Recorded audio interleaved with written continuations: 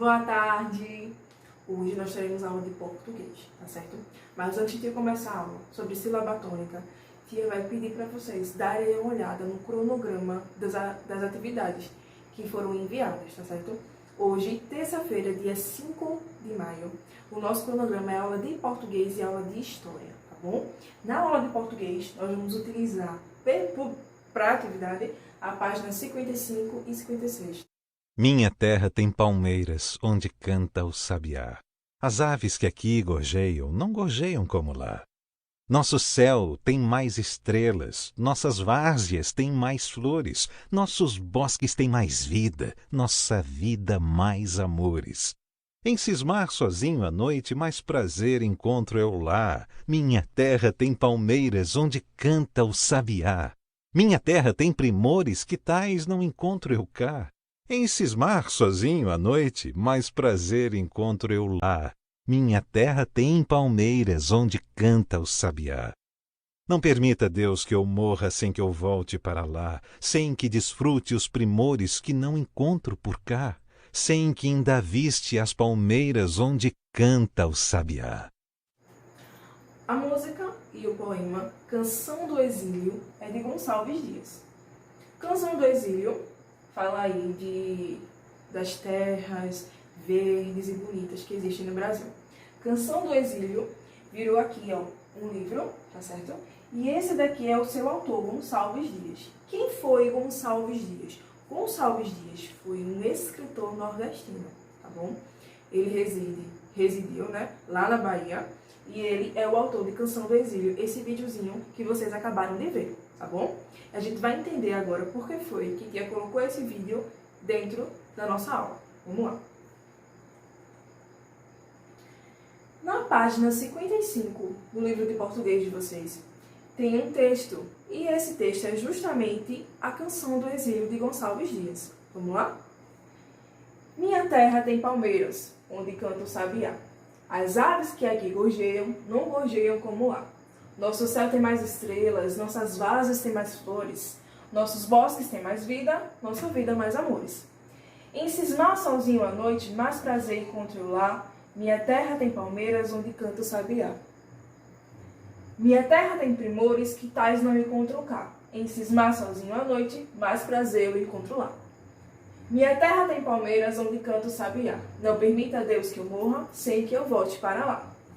Sem que desfrute os primeiros que não encontro por cá, sem que ainda viste as palmeiras, onde canta o sabiá. Além da gente perceber aqui que o poeta Gonçalves Dias, ele relata muito sobre a natureza do Brasil, percebemos ainda pequenos trechos do nosso hino nacional. Nosso céu tem mais estrelas, nossas várzeas têm mais flores, nossos bosques têm mais vida, nossa vida mais amores. Indo agora para a página 56, agora sim nós vamos falar sobre sílaba tônica. Vem cá. Observe as sílabas em destaque das palavras extraídas do texto. Esse texto que nós acabamos de ler, aqui estão as palavras, algumas palavras extraídas do texto, para a gente identificar a sílaba tônica dessas palavras. Então a gente tem aqui sabiá, várzeas e palmeiras.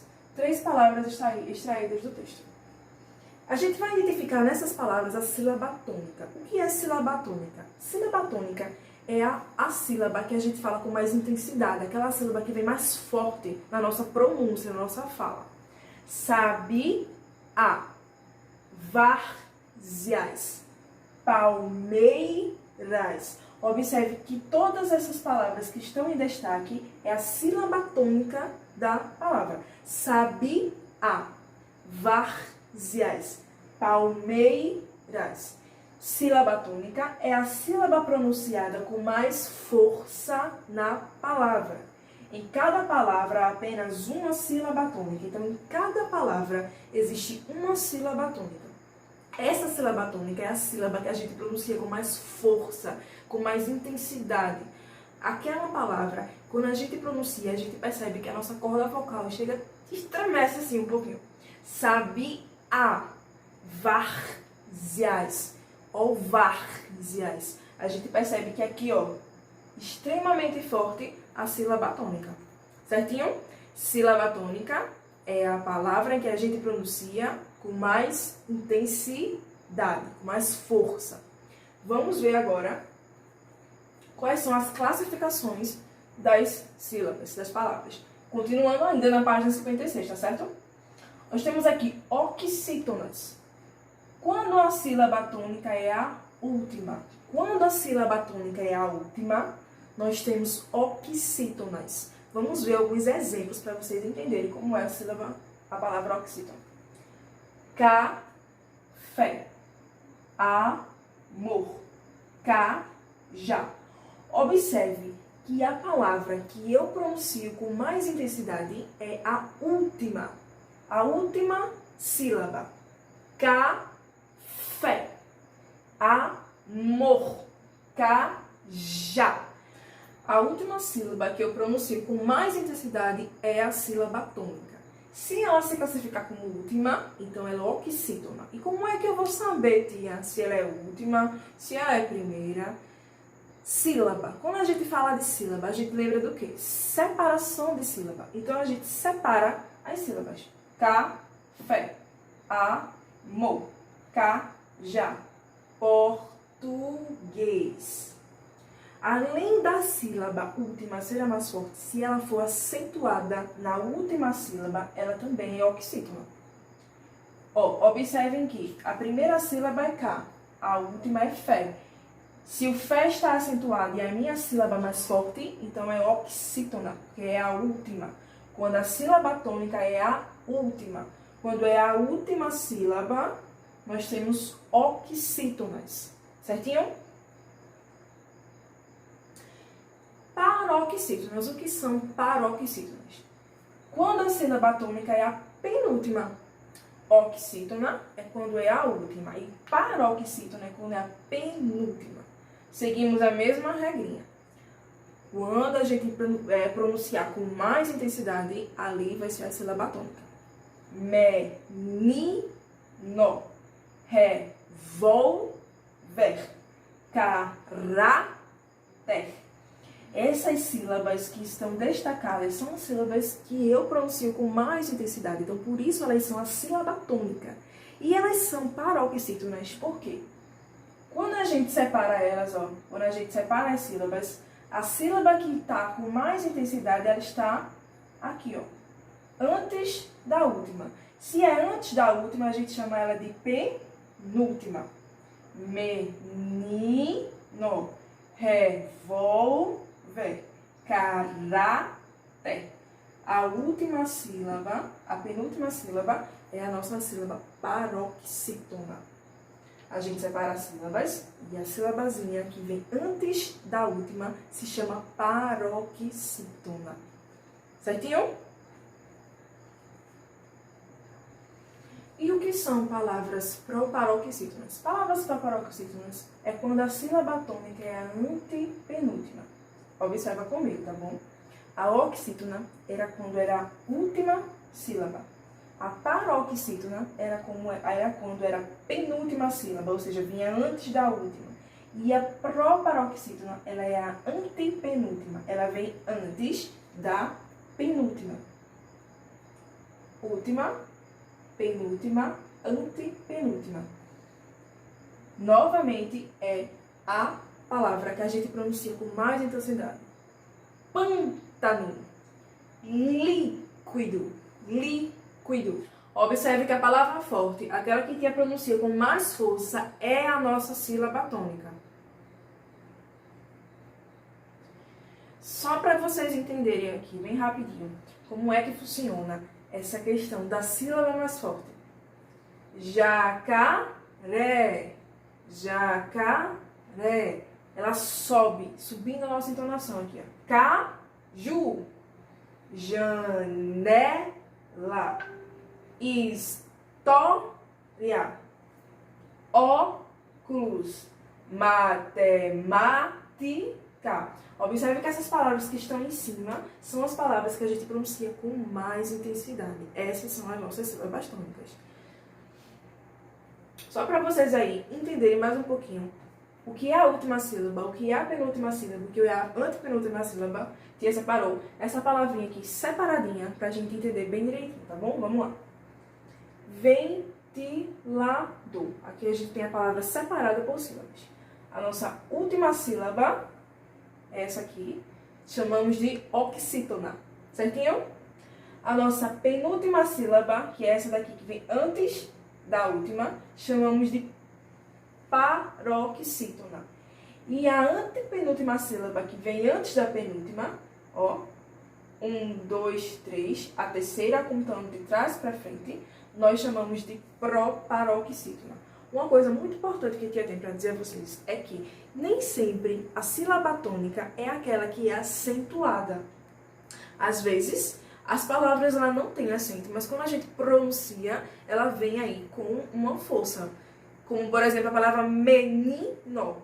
Não tem acento, mas o ni é forte. Então, essa é a nossa sílaba tônica. Ok? Agora nós vamos para a nossa aula de história. Nós vamos fazer a leitura da página 36, 37 e 38. O tema do nosso texto é O Incrível Enigma do Galinheiro. Acompanhe a leitura junto com tia. O Incrível Enigma do Galinheiro. Isso aconteceu numa época em que o grande detetive Sherlock Holmes estava aposentado e um tanto esquecido. Em Londres, onde morava, ninguém mais o chamava para elucidar mistérios. Conformava-se dizendo: não se fazem mais bandidos como antigamente. Meu tio Clarimundo, leitor das aventuras de Sherlock, foi quem decidiu contratá-lo. Mas que não trouxesse seu secretário, Dr. Watson, que só servia para ouvir no final de cada caso a mesma frase: elementar, Watson. Mas se trata de um caso tão insignificante, protestou mamãe. Insignificante? Esse enigma está nos pondo malucos. Alguém andava assaltando o nosso galinheiro. A cada dia sumia uma galinha. Quem faria isso estando a casa cercada de paredes de imensos edifícios? Não havia muro para assaltar, nem grades para pular. E na casa só morávamos eu, meus pais, tio Clarimundo e Noca, a velha empregada. Um enigma muito enigmático, sim. Sherlock Holmes chegou e hospedou-se no quarto dos fundos. Ele veio com seu boné xadrez, seu cachimbo, lógico, e mais logicamente, sua lupa, que aumentava tudo. Chegou anunciando: chamarei esta aventura o caso das galinhas desaparecidas. Ou ficaria melhor, o incrível enigma do galinheiro. Ambos são bons, mas na maior parte das vezes o culpado é o mordomo, informou Sherlock. Onde está o suspeito? Não temos mordomo, lamentou tio Clarimundo. Então me levem à cena do crime. Levamos Sherlock ao quintal, pequeno e espremido entre os prédios. Ele tirou a lupa do bolso, um palito ou folha de árvore, examinava concentradamente. Depois tomava notas no caderno, mas, como viagem e cansara, foi dormir cedo. Na manhã seguinte, minha mãe acordou com uma informação. Sumiu outra galinha. Esta noite dormirei no galinheiro. E dormiu mesmo. Sentado numa poltrona, desta vez eu que o acordei. Mr. Holmes, roubaram mais uma galinha. A notícia fez com que ele se decidisse. A história se chamará O Incrível Enigma do Galinheiro. Não estamos preocupados com títulos, rebata meu tio. Mas meu editor está. Nesse dia, consegui ler o caderno de anotações do detetive. Li. Nada, nada, nada. Um nada em cada página. Organizado, não? Também nesse dia, Sherlock telefonou a Londres para trocar impressões com o fiel Dr. Watson. Uma fortuninha em chamadas internacionais. E as galinhas continuavam desaparecendo. Apesar de Sherlock Holmes dormir no galinheiro, ele já andava falando sozinho. Nem sinal de gato, cachorro, raposa, gambá. Todo o meu prestígio está em jogo. Por fim, restou apenas uma galinha. Vamos lá, página 38 agora. À hora do almoço, o famoso detetive sentiu-se velho e fracassado. Sofreu uma crise, chorando na frente de todos. Nós nos comovemos muito com a situação. Um homem daqueles derrama lágrimas. Noca, então, deu um passo à frente e confessou. Eu que roubava as galinhas. Dava às famílias pobres de uma favela. Sherlock enxugou imediatamente as lágrimas na manga do paletó. Já sabia. Fingi chorar para que ela confessasse. Então desconfiava de Noca? Perguntou o tio Clarimundo. Encontrei penas de galinha no quarto dela. Elementar, Clarimundo.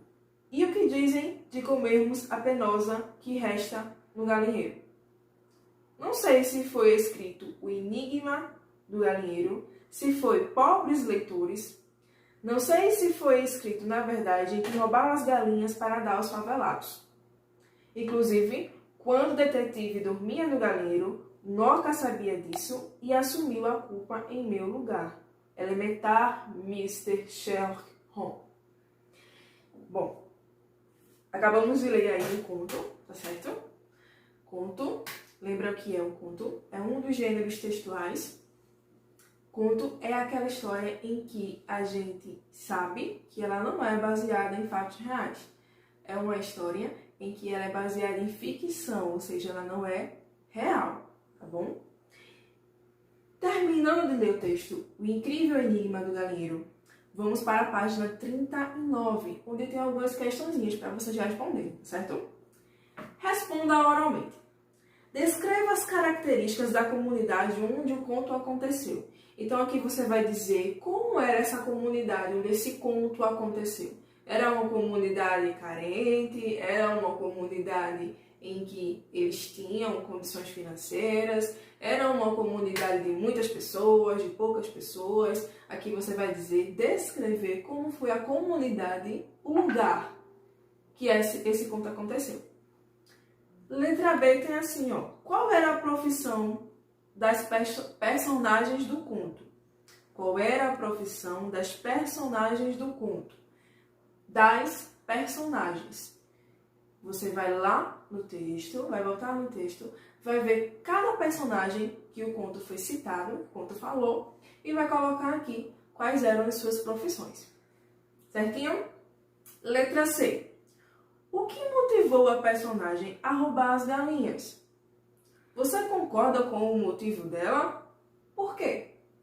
Aqui você vai dizer o que foi que motivou a personagem a roubar as galinhas. Se você concorda com o motivo dela ter roubado as galinhas, e quando você disser que sim ou que não, tia vai querer que você também coloque o seu porquê.